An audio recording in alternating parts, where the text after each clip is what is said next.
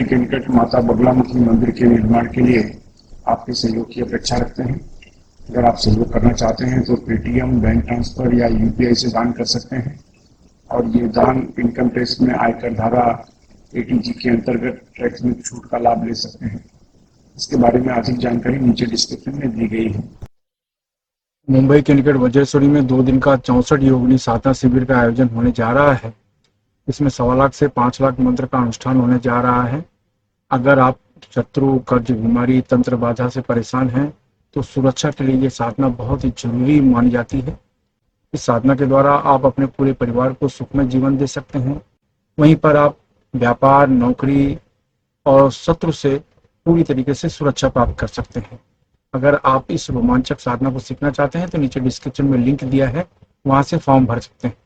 नमस्कार, दिव्य योग आसन की तरफ से आपका हार्दिक स्वागत है। आज हम विशिष्ट प्रकार के कागज की बात करेंगे, यानी एक विशिष्ट तरीके से, विशिष्ट पद्धति से अगर कागज पर कुछ लिख दें तो आप देखेंगे कि आपके जीवन में धन की कमी नहीं रहती। यानी कागज पर विशिष्ट पद्धति से, खास विधि से अगर आप मनोकामना लिख लें और कुछ उपाय हैं वो कर लें तो आपको ऐसा महसूस होगा कि जैसे वो मनोकामना आपकी पूरी हो रही है। मनोकामना कोई भी हो सकती है। तो आज उसी विषय पर चर्चा करेंगे।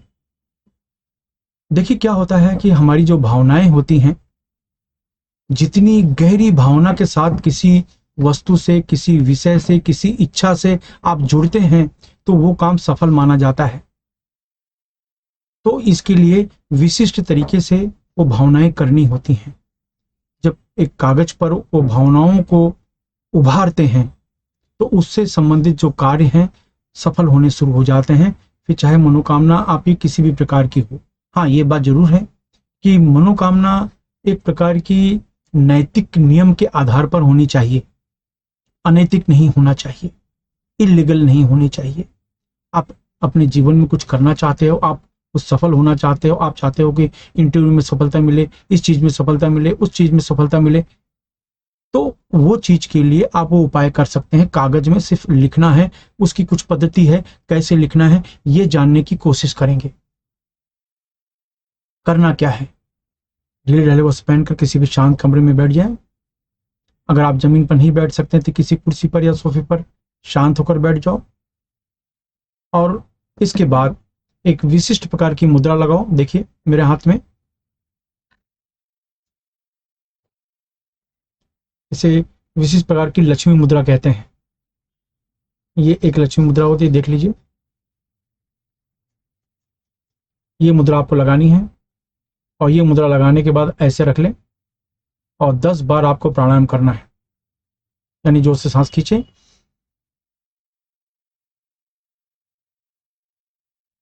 रोक के रखें, फिर धीरे से छोड़ें। फिर आपको इसी तरीके से 10 बार आपको प्राणायाम करना है। ये मुद्रा लगा के अपने सामने लाल कपड़ा रख लें। लाल कपड़े के ऊपर एक प्लेन कागज, अगर आपके पास भोजपत्र है तो सबसे उत्तम, यानी सबसे उत्तम, मतलब उसकी तो कोई बात ही नहीं है। अगर भोजपत्र नहीं है तो सामान्य कागज चलेगा, सामान्य कागज चलेगा।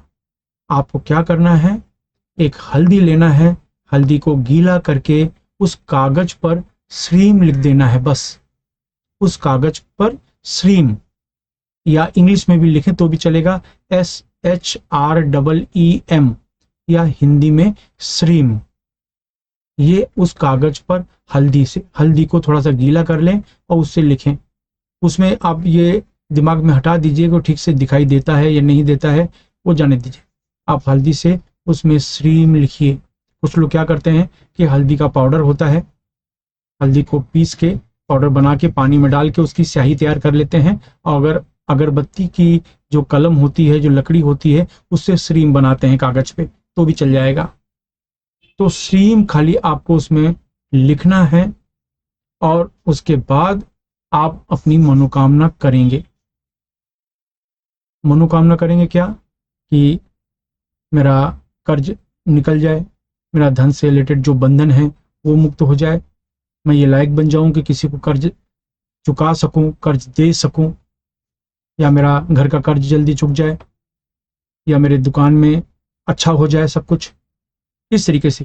तो ये आपको मन में सोचना है, और ये सोचना है आपको 1 मिनट, इससे ऊपर नहीं। यानी आप याद रखिए, ये मुद्रा लगा के 10 बार आप प्राणायाम करेंगे। प्राणायाम करने के बाद 10 बार प्राणायाम करने के बाद, इसके बाद कागज पर आपको हल्दी को गीला करके, या हल्दी की स्याही से, अगरबत्ती के पेन से, कलम से, अगरबत्ती की लकड़ी से श्रीम लिखना है कागज पर, बस श्रीम, और कुछ नहीं। श्रीम लिखने के बाद आप मनोकामना करें कि मेरी धन से संबंधित सभी प्रकार की जो इच्छाएं हैं ये पूर्ण हो, धन से संबंधित जो अड़चने हैं, धन से संबंधित जो विघ्न हैं, ये ठीक हो जाए, नष्ट हो जाए। ये आपको मन में सोचना है। ये 1 टाइम, एक ही बार करना होता है, एक ही बार करना होता है, और ये सूर्यास्त के बाद किया जाता है। ये जो क्रिया होती है सूर्यास्त के बाद होती है, सूरज डूबने के बाद ये आप यंत्र कागज में लिखें, और जो भी आप मनोकामना करेंगे वो अवश्य पूर्ण होती है।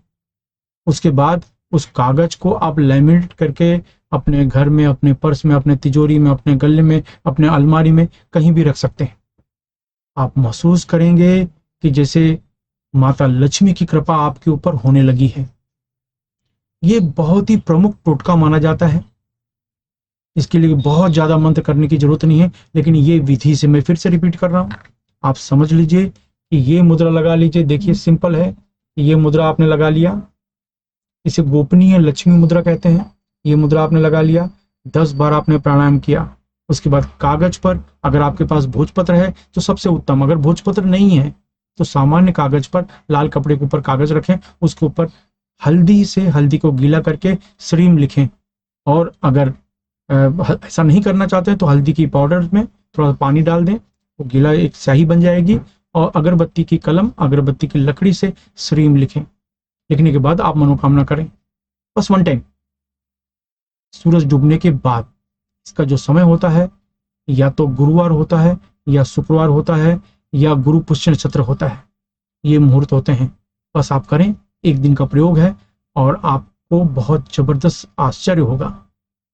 उस कागज को लैमिनेट करके अपने पर्स में रखें, अपने घर में रखें, तिजोरी में रखें, कहीं भी रखें, और देखें इसका चमत्कार।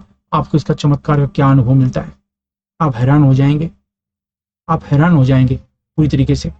तो ये आप करें, और इसके अनुभव जानकर आप खुद ही परेशान हो जाएंगे कि इतनी छोटी सी चीज वो मैंने क्यों नहीं की, इतनी, मतलब मेरे दिमाग से क्यों हट गई ये सब चीजें।